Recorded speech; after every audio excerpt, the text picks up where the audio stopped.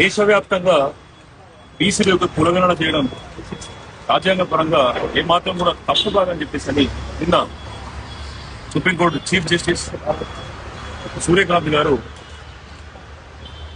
యొక్క తీర్పు వెలువడించడం అనేది చాలా గొప్ప పరిణామం.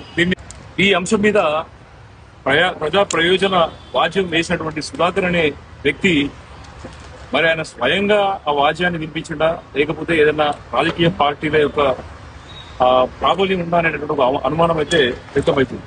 ఈ దేశం లోపల 75 సంవత్సరాలు గడిచినప్పటికీ ఈ దేశంలో ఉన్నటువంటి వెనుకబడినటువంటి తరగతుల యొక్క సంఖ్యాపరమైన వివరాలు కానీ వాళ్ళ యొక్క సామాజిక పరమైన వివరాలు అనేది ఇలాంటి వరకు కూడా దేశం దగ్గర కేంద్ర ప్రభుత్వం దగ్గర లేవనేది చాలా అవమానకరమైనటువంటి విషయం.